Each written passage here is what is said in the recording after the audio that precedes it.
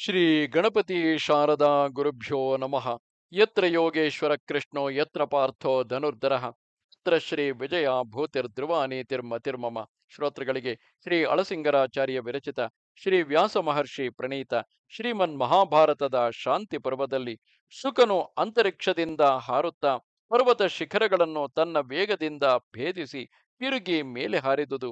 ಪುತ್ರ ವಿಯೋಗದಿಂದ ದುಃಖಿತನಾದ ವ್ಯಾಸನನ್ನು ರುದ್ರನು ಸಮಾಧಾನಗೊಳಿಸಿದುದು ಎಂಬ 341ನೆಯ ಅಧ್ಯಾಯಕ್ಕೆ ಸ್ವಾಗತ. ಭೀಷ್ಮನು ಹೇಳುತ್ತಿರುವನು, ಧರ್ಮರಾಜ, ಶುಕನು ಹೀಗೆಂದು ಮುಂದೆ ಹೋದ ಮೇಲೆ ಸತ್ವಜನ್ಯಗಳು ಮೋಕ್ಷಕ್ಕೆ ಪ್ರತಿಬಂಧಕಗಳು ಆದ ಧರ್ಮ, ಜ್ಞಾನ, ವೈರಾಗ್ಯ, ಐಶ್ವರ್ಯವೆಂಬಿ ದೋಷಗಳನ್ನು ನೀಗಿ ಸಿದ್ಧಿಯನ್ನು ಕೈಗೊಂಡನು. ಭೂತೇಂದ್ರಿಯ ಮನೋಬುದ್ಧಿ ಪ್ರಾಣ ಕರ್ಮ ವಾಸನೆ ಅವಿದ್ಯೆಗಳೆಂಬ 8 ಬಗೆಯ ತಮಸ್ಸನ್ನು, ಅಂದರೆ ಪುರಿಯಷ್ಟಕಗಳು, ಇವುಗಳನ್ನು ನಿವಾರಿಸಿ ವಿಷಯ ಪ್ರವೃತ್ತಿ ಎಂಬ 5 ಬಗೆಯ ರಜಸ್ಸನ್ನು ತೊಲಗಿಸಿದನು. ಆಮೇಲೆ ಸತ್ವಗುಣವನ್ನು ಬಿಟ್ಟನು.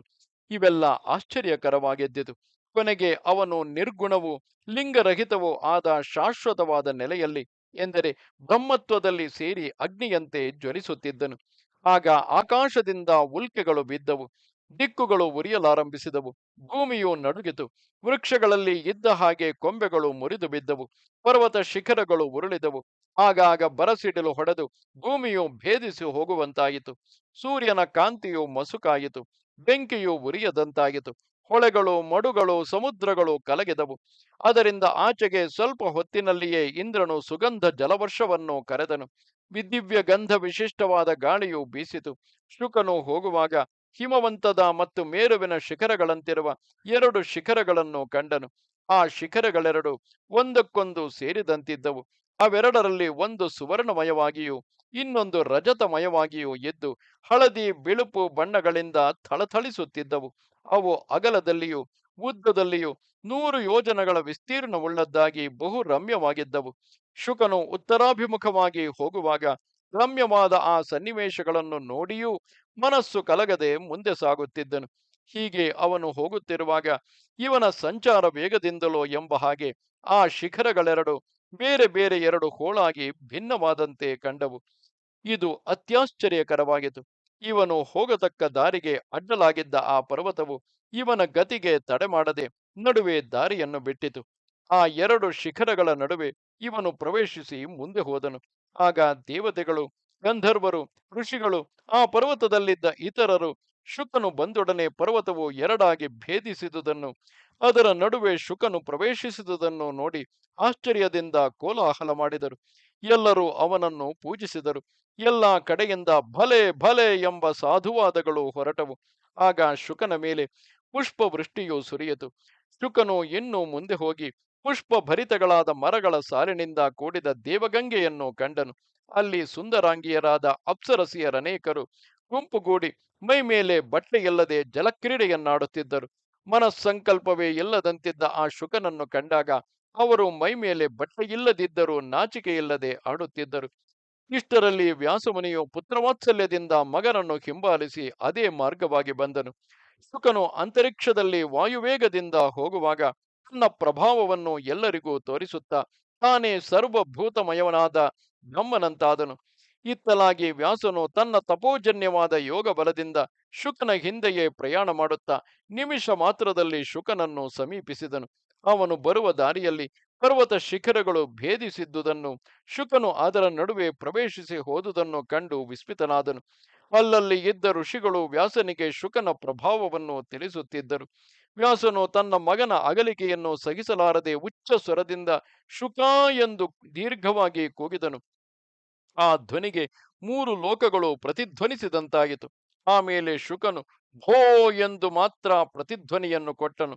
ಭೋ ಎಂಬ ಆ ಶಬ್ದವು ಎಲ್ಲ ಕಡೆಗೂ ಪ್ರತಿಧ್ವನಿಸಿ ಸ್ಥಾವರ ಜಂಗಮಗಳೆಲ್ಲ ಆ ಏಕಾಕ್ಷರ ಶಬ್ದವನ್ನೇ ನುಡಿಯುವಂತೆ ತೋರಿತು.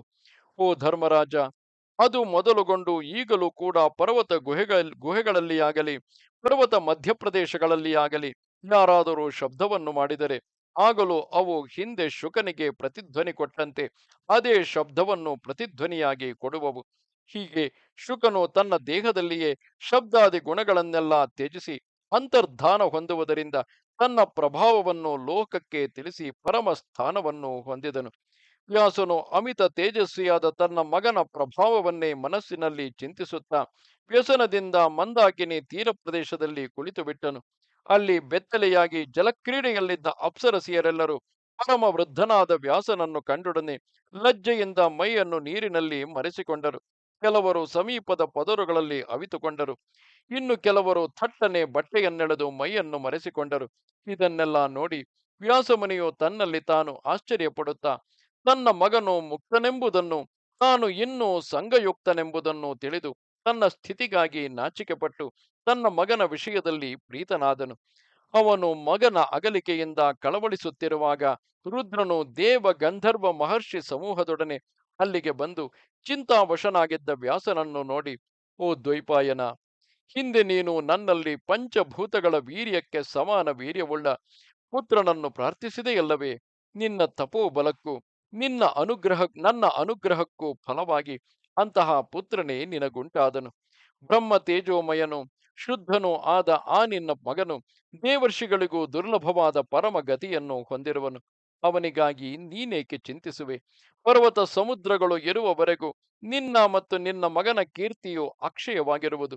ಓ ಮಹರ್ಷಿ, ನಿನ್ನ ಮಗನ ಛಾಯೆಯು ನಿನ್ನನ್ನು ಯಾವಾಗಲೂ ಬಿಡದೆ ಎಲ್ಲ ಕಡೆಯಲ್ಲಿಯೂ ಯಾವಾಗಲೂ ನಿನಗೆ ಕಾಣಿಸುತ್ತಿರುವಂತೆ ನಾನು ಅನುಗ್ರಹಿಸುವೆನು ಎಂದು ಹೇಳಿ ಅದೃಶ್ಯನಾದನು.